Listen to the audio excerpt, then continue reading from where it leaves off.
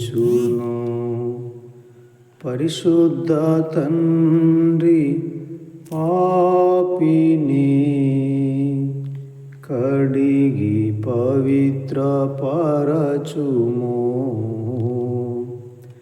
పరిశుద్ధ తండ్రి పాపిని కడిగి పవిత్ర పరచుము. నీ రక్తమే నన్ను శుద్ధీకరించు. నీ రక్తమే నా బలము. నాశించు వారికి నీ సిలువ వెర్రితనముగనున్నది.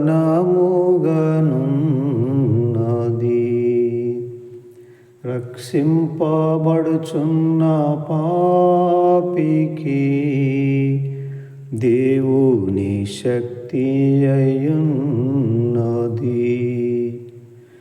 నీ రక్తమే నన్ను శుద్ధీకరించు. నీ రక్తమే నా బలము. అందరికీ వందనాలమ్మా. దేవుని స్తోత్రములు. ప్రియమైన సహోదరులారా,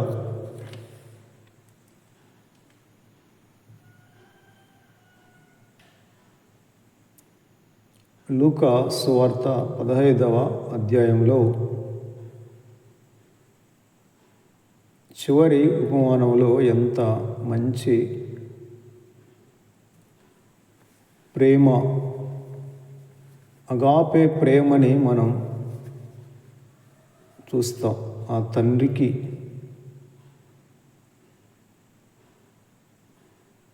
చిన్న కుమారుడికి తండ్రి దగ్గర ఎటువంటి వాటా లేదు. అతనికి రావాల్సిన వాటా అతను తీసుకుని దూరంగా వెళ్ళిపోయినాడు.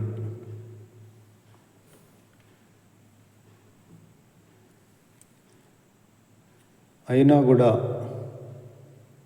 తనేం కోల్పోయినాడో అదంతా కూడా తనకు అర్థమైంది. దాన్నే బుద్ధి వచ్చింది అని చెప్పారు.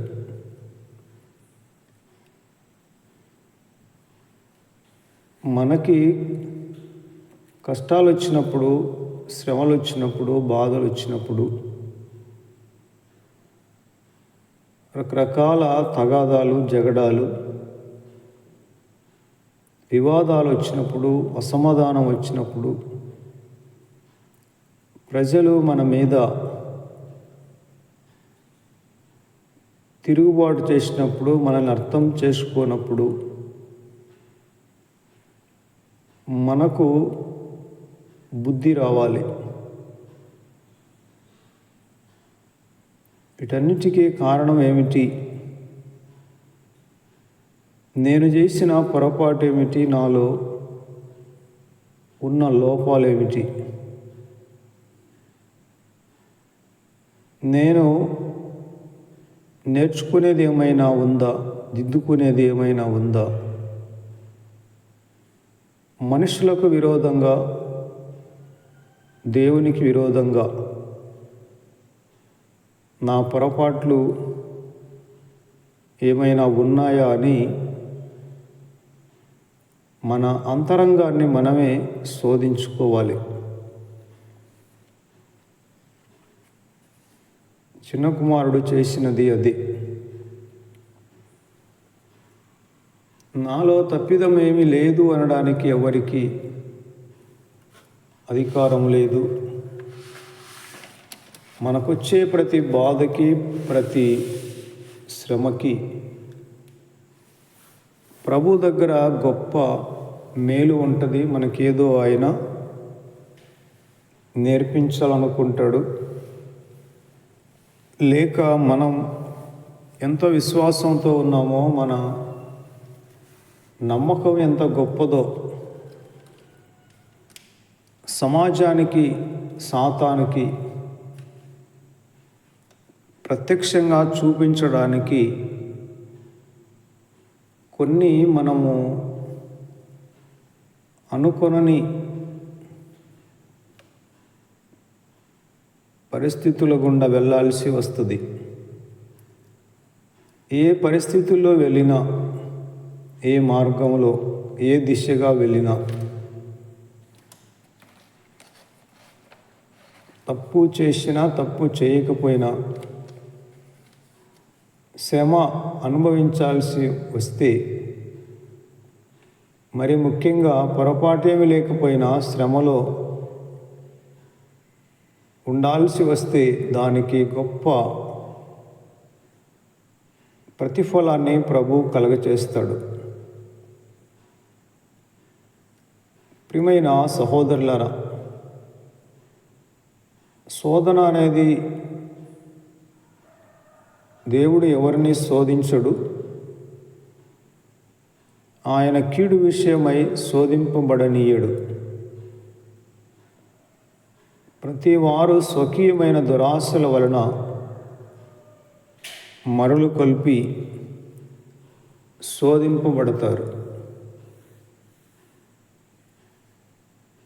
దేవుని ప్రేమించు వారికి, అనగా ఆయన సంకల్పం చొప్పున పిలువబడిన వారికి సమస్తము మేలు కలుగుటకై సమకూడి జరుగుచున్నవి.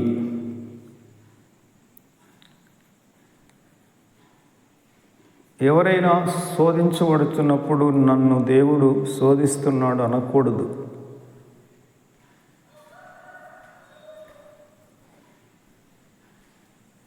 ప్రియమైన సహోదరులారా, బాగా ఆలోచన చేస్తే ప్రతిదీ మన మేలు కొరకే. దేవుని ప్రేమించు వారికి, అనగా ఆయన సంకల్పం చొప్పున పిలువబడిన వారికి సమస్తము మేలు కొరకై సమకూడి జరుగుచున్నవి. మనలో అనేక రకాల లోపాలున్నాయి. మనమేం పరిపూర్ణులము కాదు.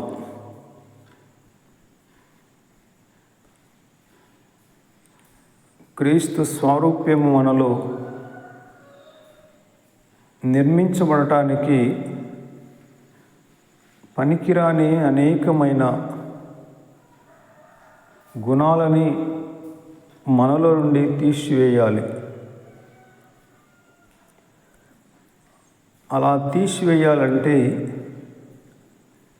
అంతవరకు మనలో ఉన్న ఆ గుణం తొలగిపోవాలంటే చాలా బాధ కలుగుతుంది. కొత్తగా ప్రభుని నమ్ముకున్నప్పుడు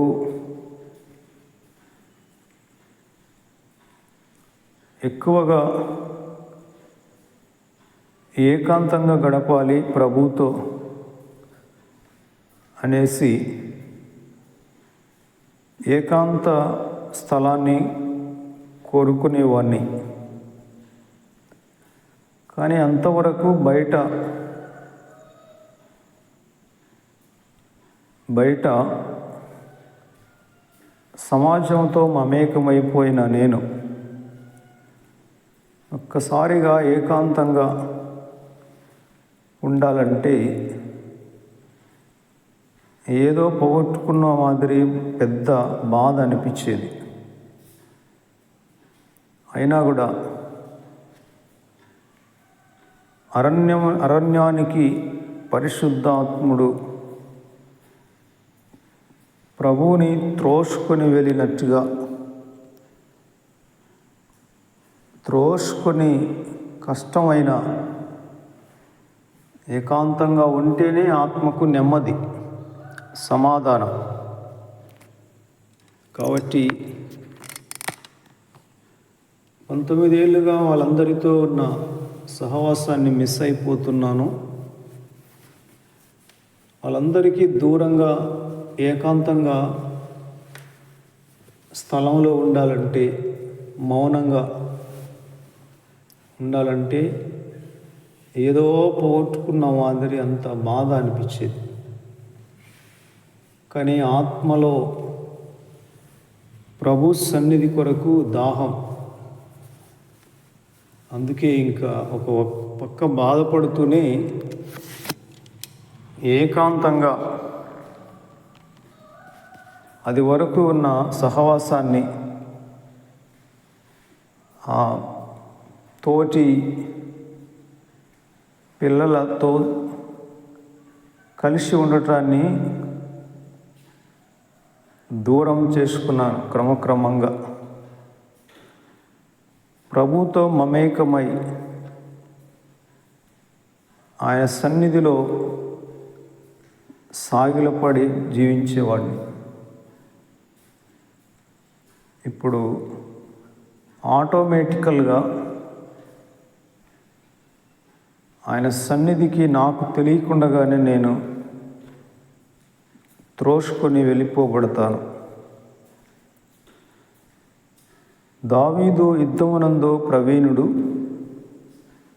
అతడు జనులతో కూడా బస చేయడు. అతడు ఏ గుహ యందో దాగి ఉంటాడు. పెళ్లి కుమారుడు అంతఃపురంలో నుండి రావాలి, పెళ్లి కుమార్తె గదిలో నుండి రావాలి.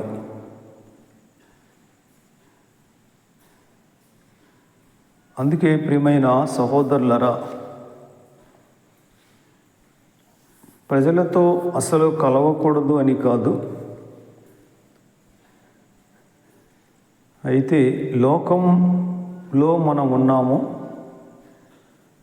కానీ లోకము మనలో ఉండకూడదు. లోకము అనగా శరీరాశ, నేత్రాశ, జీవపు డంబము. ముందు చిన్న కుమారుడికి ఇవన్నీ ఉన్నాయి. అవన్నీ బాగా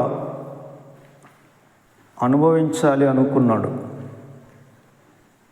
అలా చేశాడు. తీరా ఫలితం చూస్తే శూన్యం. పైగా చేతిలో ఉన్న డబ్బులంతా క్రొవ్వొత్తిలా కరిగిపోయింది. ఇంకా డబ్బు లేకపోతే ఏం జల్సా చేస్తాడు? పూర్ణ అవమానం కలిగింది. ఇంకా ఎంత భయంకరమైన పరిస్థితి. నిరాధారి అయిపోయినాడు, నిరాశ్రయుడు అయిపోయినాడు. మొత్తం ఇంకా జీవితం బ్లాక్ అయిపోయింది. అలాంటి సమయంలో ఒక్కసారిగా తండ్రి ప్రేమ గుర్తుకొచ్చింది. చాలామందికి యేసు ప్రభు ప్రేమ తెలియదు, గుర్తించడం లేదు. యేసు ప్రభు ప్రేమ. ప్రియమైన సహోదరులరా,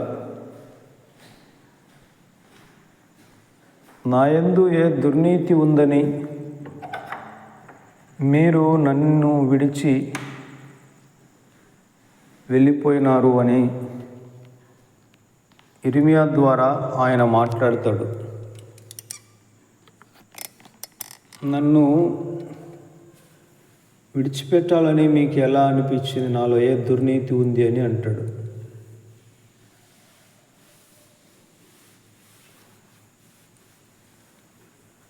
ఏదైనా అనుభవం ద్వారా మంచి అవగాహన కలుగుతుంది.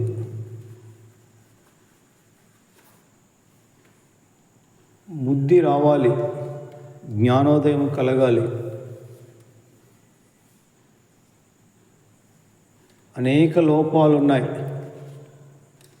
చిన్న కుమారుడిలాగా వాటన్నిటి విషయంలో పశ్చాత్తాపపడాలి. వాటన్నిటికీ విమోచన, విడుదల పొందాలి.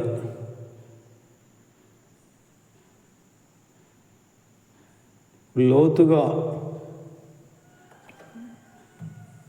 పశ్చాత్తాపం పొందాలి. చిన్న కుమారుడి లైఫ్ సెటిల్ అయిపోయింది. సియోను కొండలాగా, నిత్యము నిలిచే సియోను కొండలాగా తండ్రి సన్నిధిలో పాతుకుపోయినాడు. ఇంకా తన లైఫ్ సెటిల్డ్.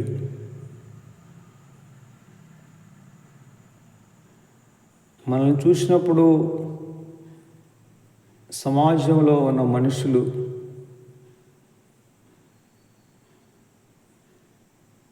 వాళ్ళకి నెమ్మది కలగాలి, వాళ్ళకి ప్రత్యేకమైన నిరీక్షణ కలగాలి. ఆయన ఒక నిలకడ మనసు కాదు, చంచలమైనడు, ఒకదాని మీద ఉండడు, రోజొక గూడు కడతాడు, కొన్నాళ్ళు ఇలా కొన్నాళ్ళు అలా, పడడము లేయడము, అది కాదు. పునాది లోతుగా వేసుకున్న వాళ్ళు ఆ పునాది మీద అద్భుతమైన ఇంటిని నిర్మిస్తారు. పునాది ప్రాముఖ్యం. నిత్యము నిలిచే కొండలాగా ప్రభు దగ్గర మనం స్టాండింగ్ తీసుకోవాలి. కొంతమంది విచిత్రంగా అడుగుతారు, నువ్వు ఇంకా ప్రభుని నమ్ముకుంటున్నావా, కొలుస్తున్నావా అంటారు. ఏందయ్యా, అదేదో తప్పు చేస్తున్నట్లుగా, నువ్వు ఇంకా మారలేదా, ఇంకా అట్లే ప్రభువులో ఉన్నావా అంటారు. నేనంటాను, మీరు ఇంకా పాపాలోనే ఉంటారా? లోకమే స్థిరమని అనుకుంటారా మీరు ఇంకా అని నేనంటాను. తెలియక అవిశ్వాసం వలన ఎన్నో అపవిత్రమైన కార్యాలు చేసి ఉన్నాం. కానీ తెలిసిన తర్వాత పూర్తిగా ప్రభు నందు స్టాండింగ్ తీసుకోవాలి. రోజు రోజుకు పెరగాలి, తగ్గిపోకూడదు. ఆత్మీయంగా ఎందుకు తగ్గిపోతారు అంటే అతిక్రమం విస్తరించటం వలన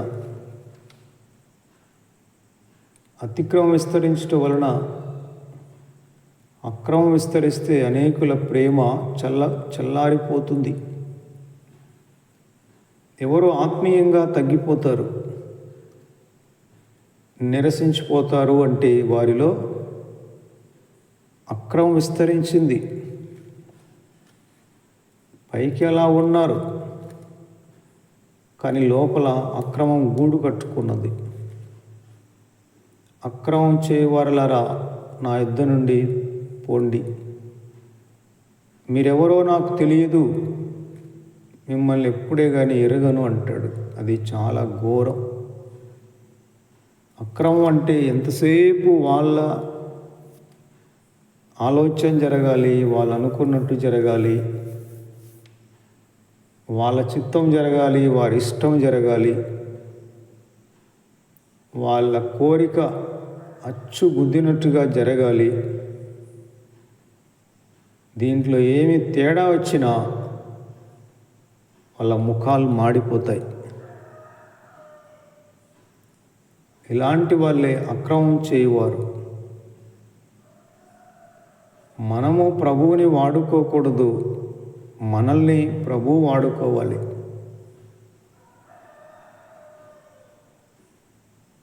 చిన్న కుమారుడిలో చాలా న్యాయం అనేది ఉంది.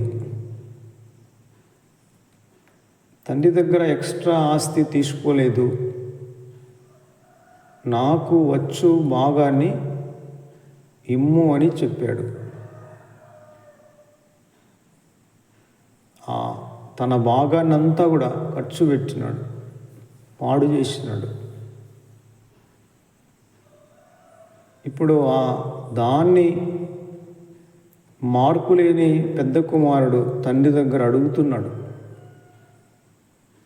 ఇదిగో ఇన్ని సంవత్సరాల నుండి నిన్ను సేవించుచున్నానే, నీ ఆజ్ఞను నేను ఎన్నడూ మేరలేదే,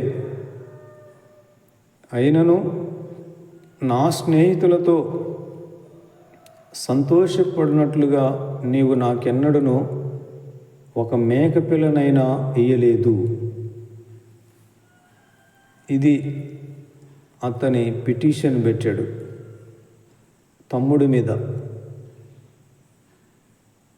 తనకు తమ్ముడు అనే భావం లేదు. తమ్ముడు లేడు, నాకేమి లేడు అనుకుంటున్నాడు. అతను తమ్ముడు నేను అన్నా అనలేదు. అతనిలో ఆ భావం లేదు. అతనెవరో నేనెవరో. కానీ తండ్రి మాత్రం ఇద్దరినీ ఒకేలాగా ప్రేమిస్తున్నాడు. ప్రియమైన సహోదరులారా,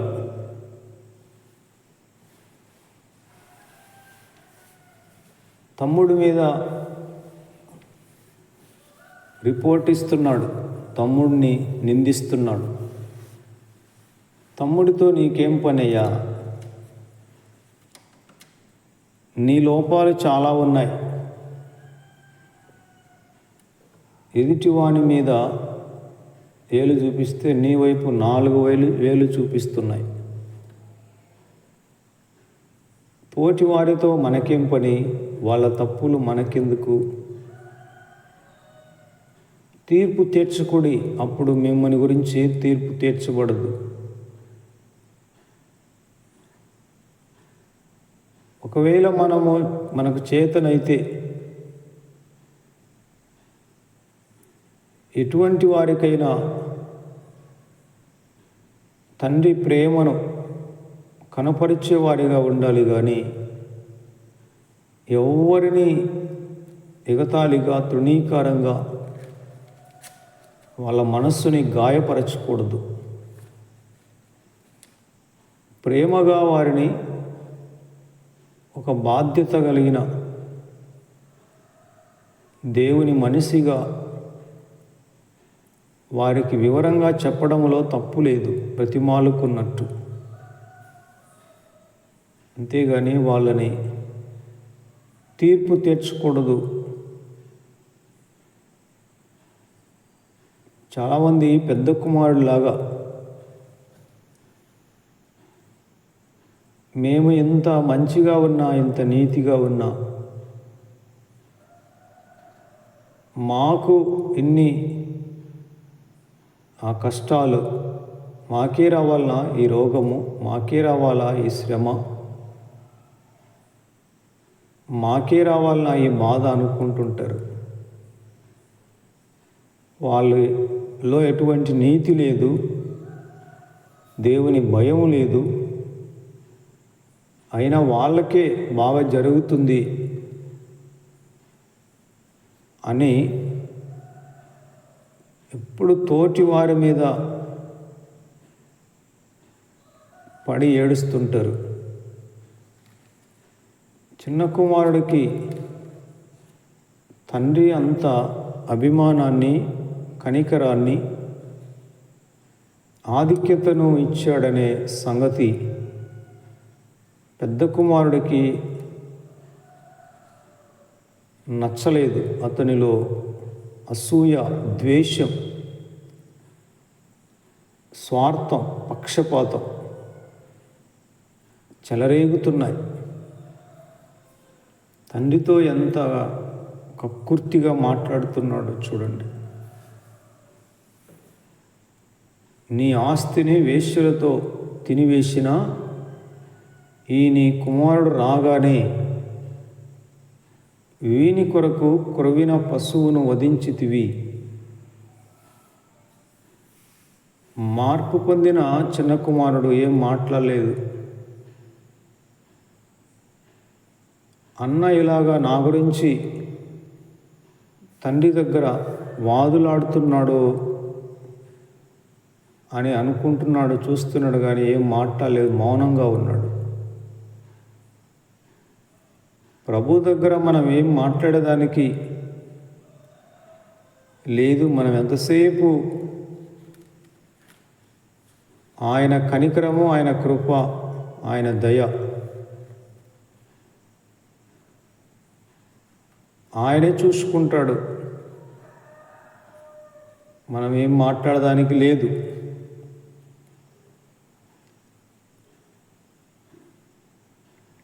తండ్రికి దగ్గరగానే ఉన్నాడు, కానీ హృదయం మాత్రం దూరంగా ఉంది.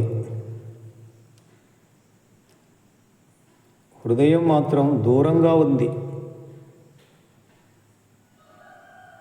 ఇన్ని ఏళ్ల నుండి నిన్ను సేవించుచున్నాను, నీ ఆజ్ఞను నేను ఎన్నడూ మీరలేదే. ఎందుకు సేవించుచున్నావు? ఎందుకు ఆజ్ఞను మీరలేదంటున్నావు? తమ్ముడికి ఇంత విందు భోజనాలు అతడు వస్తానే, కానీ ఇన్ని రోజులు మీ దగ్గరే ఉన్నాను, మీ మాటే వింటున్నాను. నాకెప్పుడైనా ఒక మేక పిల్లనైనా ఇచ్చావా? నీ స్నేహితులతో సంతోషపడిపోనాయన అని చెప్పావా అని అంటున్నాడు. కానీ తండ్రి అంటున్నాడు, కుమారుడా, నీవెల్లప్పుడూ నాతో ఉన్నావు, నావన్నీయు నీవి. ఏంది నాయనా, మేక పిల్లను ఇచ్చినావా అంటావేంటి? నువ్వు ఎన్ని 100 పొట్టేళ్ళు డిన్నర్ చేసుకుంటే నేనేమైనా అంటానా? నువ్వెల్లప్పుడూ నాతో ఉన్నావు, నీకు అడ్డమా? నావన్నీ నీవి. ఒక మేకపిల్లేంది 100 పొట్టేళ్ళు తీసుకొని డిన్నర్ చేసుకో. నేను నిన్ను ఏదైనా అంటే కదా నువ్వు అప్పుడు నన్ను ఇలా అనాల్సింది. ప్రియమైన సహోదరులరా, ఒకసారి ఏం జరిగిందంటే 2004లో మా ఊర్లో మందిరం కట్టేటప్పుడు, అదంతా బోధ కొట్టం కదా ముందు, ఒకసారి వానకి గోడ పడిపోయి మొత్తం నీళ్ళన్నీ మందిరంలోకి వస్తే, మందిరం ఇట్లా ఉండకూడదు, ఇక్కడ వానొచ్చినా బాగుండాలని బాగా సిమెంట్ రేకులతో బాగా కట్టాలని అనుకున్నాం. మంచిగా బాగా ఇటుకలు తెచ్చి బాగా గోడలు పెంచి కట్టినాము. అయితే రేకులకి డబ్బులు లేదు. అప్పుడు ఆ రేకులు వచ్చి 6,000 కావాలి రేకులకి. 2004లో సిమెంట్ రేకులు. అప్పుడు ఇంకా చూసినాం, ఒక 2-3 రోజులు, ఒక వారం చూసినాం, ఇంకా డబ్బులు ఏ రూపంలో రాలేదు. ఇంకా అప్పుడు నేను అనుకున్నాను, అప్పుడు ఇంకా అది ట్రాక్టర్ రెడీగా ఉన్నది వేరే వాళ్ళది. ఫ్రీగానే బద్వేలుకి వెళ్ళి రేకులు తేవాలని అనుకున్నాం. డబ్బులు మా నాన్న అప్పుడు ఎక్కడో వేరే ఊరికి వెళ్ళాడు. బీరువాల డబ్బులు ఉంటే ఒక 6,000 మా నాన్నకి చెప్పకుండానే నేను తీసుకుని వెళ్ళి మేము రేకులు తెచ్చాము. మళ్ళీ వచ్చిన తర్వాత మా నాన్నకి చెప్పాను, అన్న బీరువాలో 6,000 డబ్బులు తీసుకొని మందిరానికి రేకులు తెచ్చాము అని చెప్పాను. నేనేమనుకున్నానంటే మా నాన్న మామూలుగానే చాలా తక్కువ డబ్బులు ఖర్చు అయితే ఇష్టపడడు.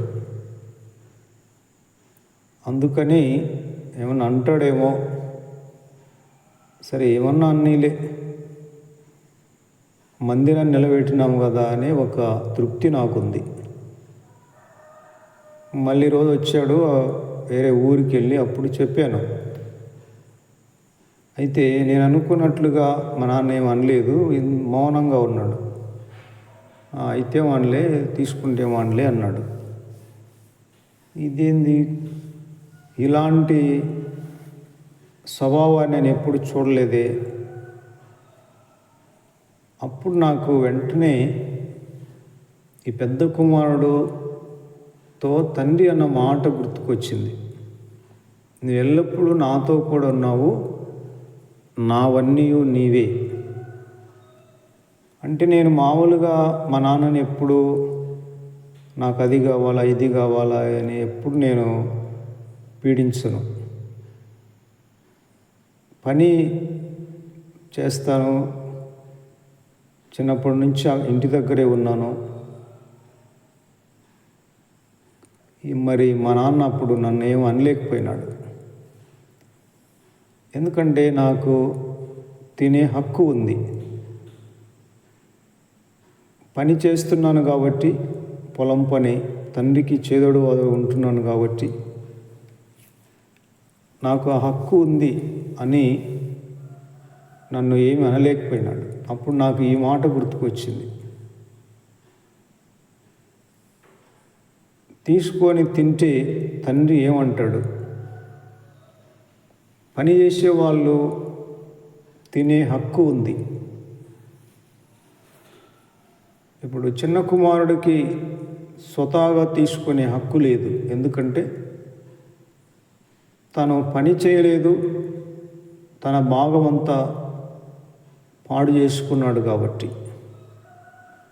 ఇంకేమన్నా తండ్రి కనికరం, దయా, దాక్షిణ్యాల మీదనే ఉంది. కానీ ఎప్పుడు తండ్రి దగ్గర ఉండి ఇంట్లోనే ఉన్న పని చేసే ఇతనికి తండ్రిని అడగాల్సిన పని కూడా లేదు. అంటున్నాడు కదా, నీవు ఎల్లప్పుడూ నాతో కూడా ఉన్నావు, నావన్నీ నీవి. నువ్వు ఎన్ని పొట్టేళ్ళు తింటే నేను ఎప్పుడైనా అన్నానా? ఒకవేళ అనింటే నువ్వు అనాలి. మరి నేను నిన్ను ఎప్పుడు అనలేదు, నువ్వు కూడా తీసుకొని తినలేదు. మరి నువ్వు ఎందుకు తీసుకోలేదు? నావన్నీ నీవే కదా. యేసు ప్రభు యోహాను సువార్త 16:10 తండ్రికి కలిగినవన్నీ నావి అన్నాడు. అలాగే 17వ అధ్యాయంలో తండ్రి నీవన్నీ నావి, నావియు నీవి అన్నాడు. అలాగే విశ్వాసులమైన మనకు కూడా తండ్రికి కలిగినవన్నీ మనవి, అలాగే మన దగ్గర ఉన్నవన్నీ ఆయనవే. దీనికి వేరుగా మనకు ఏది లేదు, ఏది వద్దు. మన దగ్గర ఉండేది ఆయనదే, అలాగే ఆయన దగ్గర ఉండేది మనదే. అంతేగాని ఇది నేను నాది సొంతంగా సంపాదించుకున్నా. కొంతమంది పెళ్ళి అయినప్పుడు ఇది మా అమ్మ నాన్న పెట్టినారు, ఇది నాకు సపరేటు మేము సంపాదించుకున్నాం స్వతహాగా అని భాగాలు పంచుకునేటప్పుడు వాదులాడతారు. అట్లా కాదు, ఆత్మీయంగా మన దగ్గర ఏమైతే ఉందో అది ఆయనదే, అలాగే ఆయన దగ్గర ఉండేది మనది. ఇది ఆత్మానుబంధం. ఇదే మాట ఒకసారి నాకు భలే గొప్ప ఆదరణ కలిగించింది. ఏంటంటే కొంతమంది సేవకులు బాగా వాడబడుతున్నప్పుడు నాలో ఒక రకమైన బాధ అనిపిస్తుంది. నేను వాడబడలేదు ప్రభువా అని బాధపడినప్పుడు నాకు ఈ మధ్యకాలంలో ఒక 3 నెలల కిందట, కుమారుడా నీవెల్లప్పుడూ నాతో కూడా ఉన్నావు, నావన్నీయు నీవి, నీకేం కావాలి నైనా, నువ్వు ఎల్లప్పుడూ నాతో కూడా ఉన్నావు, మరి నేను నీకు సాలదా? నువ్వు నాతో ఉన్నావు కదా, అంతకంటే నీకు గొప్ప భాగ్యం కావాలా? అవును ప్రభువా, నీతో ఉన్నాను, నీ సన్నిధి నాకు పెన్నిది అని నేను వెంటనే మళ్ళీ ఆదరింపబడ్డాను. ముందు మనకున్న గొప్ప ఆనందం ఏంటంటే, మనం ఆనందపడాల్సిన విషయం, నేను ప్రభువుతో ఉన్నానా లేదా, దీన్ని బట్టి మనం ఆనందించాలి. మిగతావేవో లేవు అని దాని గురించి మనం ఎక్కువ బాధపడకూడదు. ప్రియమైన సహోదరులారా, మనం సంతోషపడి ఆనందించుట యుక్తమే. ఈ నీ తమ్ముడు చనిపోయి తిరిగి బ్రతికినాడు, తప్పిపోయి దొరికినాడు. యోనా ప్రవక్త బాధపడ్డాడు కదా. చూడండి, మరి అంత దైవజనుడు, ఆ ప్రజలు మార్పు పొందితే తనకు సంతోషం లేదు. దానికి ప్రభువు ఎక్స్ప్లెనేషన్ చేసినాడు. మంచి చెడ్డలు తెలియని 120,000 మంది నాశనమైపోతుంటే నేను బాధపడనా? మరి వాళ్ళందరూ మార్పు పొందితే నీకేంటి చింతగా ఉన్నావు? సంతోషంగా లేవు ఏంటి నువ్వు? చిన్న అప్పుడే మొలిసి అప్పుడే పెరిగిన చెట్టు గురించి నువ్వు బాధపడుతున్నావే. ఎన్నో సంవత్సరాలుగా మంచి చెడులు తెలియని 1,20,000 మంది ప్రజలు నాశనానికి పోతుంటే నేను బాధపడకూడదా? వాళ్ళు బాగుపడే కార్యక్రమం నేను చేయాల్సిన అవసరం నాకుందని ప్రభువు చెప్పాడు. కనుక ప్రియమైన సహోదరులారా, మనలో తండ్రి ప్రేమను మనం ధ్యానించాలి. తండ్రి దగ్గర మనకున్న ఈవులను మనము ధ్యానించాలి. బుద్ధి వచ్చిన చిన్న కుమారుడు లాగా ఈ లోకంలో సంతోషించాలి. ఆయన చూసుకుంటా ఆయన సన్నిధిలో స్టాండింగ్ తీసుకోవాలి. అట్టి కృప పరిశుద్ధాత్ముడు మనకందరికీ దయచేయునుగాక. ఆమేన్. అందరికీ వందనాలు. ప్రార్థన చేయండి.